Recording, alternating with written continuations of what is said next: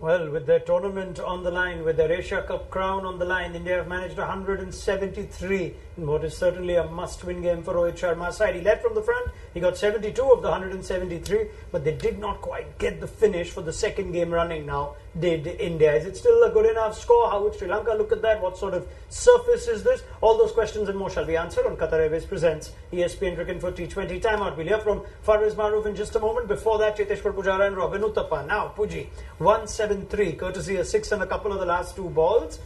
Is that good enough for India? How would you feel about that score? I think we are 15 runs short if we look at the way Rohit and Surya were going. But I think it's still good enough. I think we can, with the kind of bowling lineup we have, we should be still able to defend this. Robbie, 173, how does that make you feel? That's a touch short for sure. They would have liked to get at least 190. But they will have to bowl really well to be able to pull this one off. Okay, let me quickly get Farveez Maharoof's first thoughts as well and go deeper into the discussion after that with our entire panel. He got his wish, Farveez, I think. 170 is what he said. 173, you take that if you were Sri Lanka? 100%. I think winning the toss, bowling first, 173 is a very good effort by the Sri Lankans. But it's not the usual Dubai pitch for me. It's stopping a bit for the batsman. So it's going to be hard work for Sri Lanka. It's not going to be a cakewalk at all with the bowling lineup with India possessed. So I think Sri Lanka has to bat really well to get this score over the line. Okay, excellent. Farveez takes us exactly where I wanted to go next, to the surface. Is this a different surface, not as easy? Definitely a different surface from the previous game. The same pitch though, but it's playing completely differently. You could see that it was too paced a little bit, stopped, some of the balls stopped, some of them went through. The slower balls had a lot of impact when the bowlers bowled them. So they make no mistake, Sri Lanka have to bat well for them to be able to chase the score down. But India also have to bowl well to be able to defend the score. Okay, Puji, as a batter, what gives you an idea of the pitch? We saw some wickets which we thought were a bit odd, Surya Kumar Yadav getting one to short third, but what did you observe in this pitch that tells you it's not as easy? I think it's the pace of the pitch, because if you look at the dismissal of Hardik and Rishabh, the ball didn't skid on as we would have wanted. I mean, as a batter, if the ball starts skidding on a bit more, those balls might have gone for 6. I mean, we know that it was a long boundary, but I still feel the moment the ball starts getting on, it travels from the bat. So I think the pace of the pitch is slightly on the slower side, and I also felt that there's less grass on it, so there's more assistance for the spinners on this pitch. So is there a certain way to bowl then on this pitch? What would be? I think length-wise, I would say if you stick to back of length in this one, it won't skid on as much, and it's not easy to play the pull shot. But I still feel that if you with the kind of bowling we have, Bhuvi would still look to pitch it up early on and try and get a couple of wickets. I think if we get a couple of wickets in the power play, then it will be an ideal start for us. India, yes. You want to be pitching the ball up with the new ball because the ball is moving quite a bit as well. So we saw it in the first innings. But having said that, I think Hardik Pandya's length would be the ideal length, but with a lot of variation of pace on this wicket. Okay, now Dilshan Madhushankar did pitch the ball up, and how good was that? Farveez, young, inexperienced bowler bowling against the top 3 of Rahul, Rohit, Virat Kohli. Is that the best you've seen him bowl? 100%. I think that's the best I've seen, and also the way Dasun Chanaka set Virat Kohli's wicket up straight away when he came to bat, having 2 slips in the cordon and also keeping the mid-wicket open, asking Virat to go across the line. It was a master stroke by Dasun Chanaka. And also with the Dilshan Madhushankar, as I mentioned, if he gets it to swing, he'll be a handful. So I think it's a good start. He's still raw. He's only 21. He's a long way to go. But the start is definitely very good. Okay, now I'm sure there'll be those thinking, I thought Virat Kohli is back in form. What happened on that wicket? I don't know. It seemed like a little bit of a brain fade there because it's so uncharacteristic of him to play that shot so early in the innings. You generally watch him kind of get on a little bit before playing a shot like that, but it took me by surprise. Yeah, Puji? I think it's the game plan. Everyone, I think, especially the top order, they want to be positive.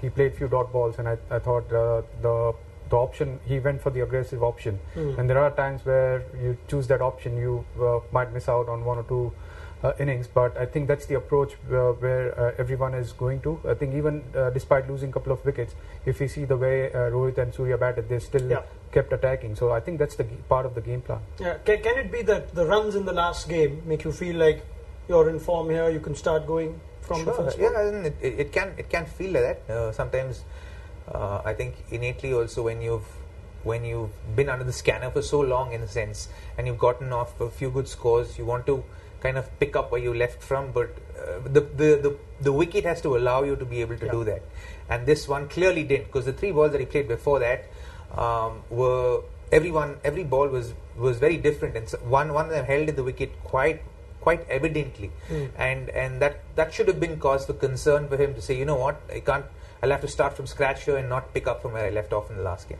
Okay, now putting all things in perspective, our panel has also, this is a slightly different surface than what we saw for India-Pakistan. So how good was the Rohit Sharma innings? Let's go to that. Puji. I think one of the best I've seen so far.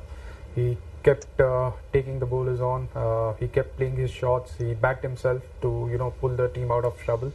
And we needed that. I think after losing a couple of wickets early, we needed that innings from Rohit. Otherwise, we might have been, our total might have been 150, 160, which wouldn't have given us a chance to win this game. You say he took the bowlers on, and you're right, a strike rate of 175. But even then, we've seen him take the bowlers on almost every ball last few games for India. Today, did you sense more gears?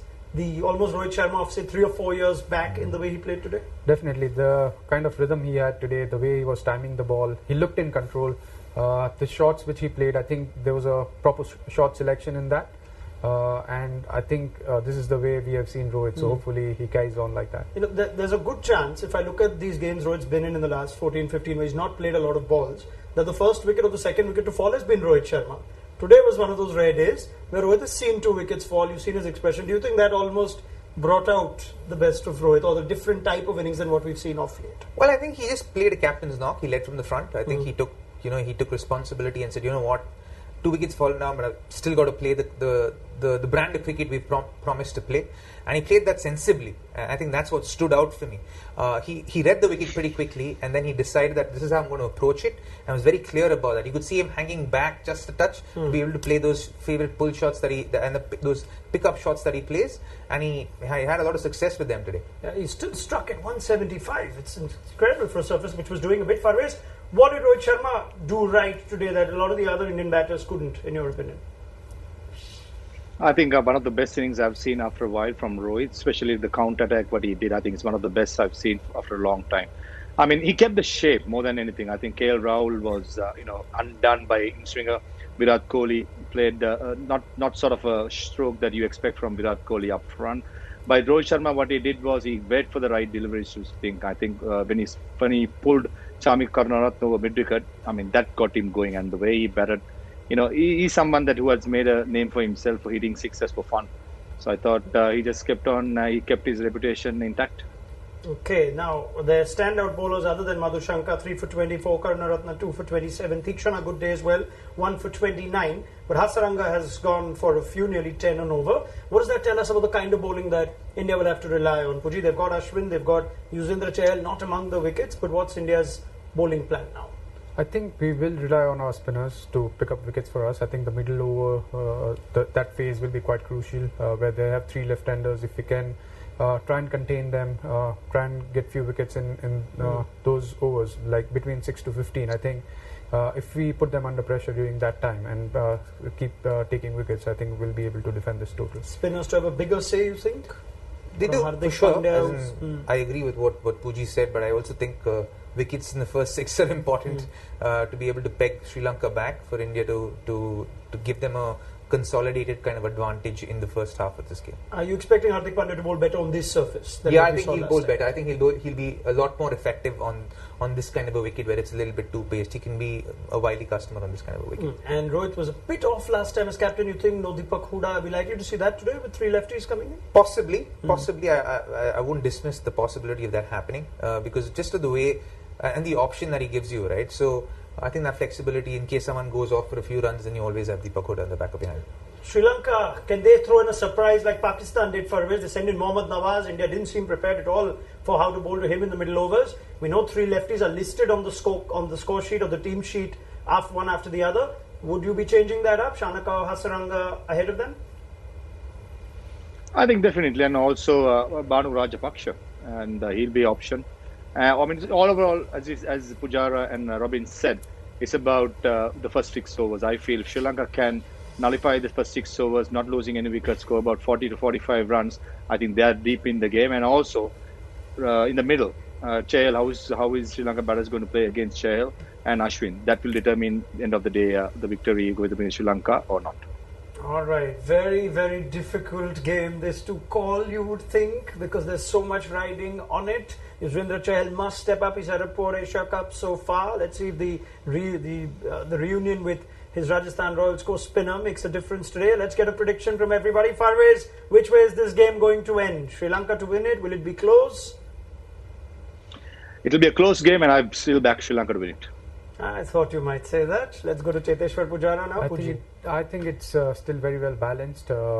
I still feel it's 50-50. If we bowl well, we still have a chance to win this game. But because we don't have a big total, I think it's quite balanced at this stage. So you're almost saying Sri Lanka favourites, though. No, I wouldn't say that. No, I think India is favourite. I would stick with India. He's playing it safe. I would back our bowlers to defend this. There we have it.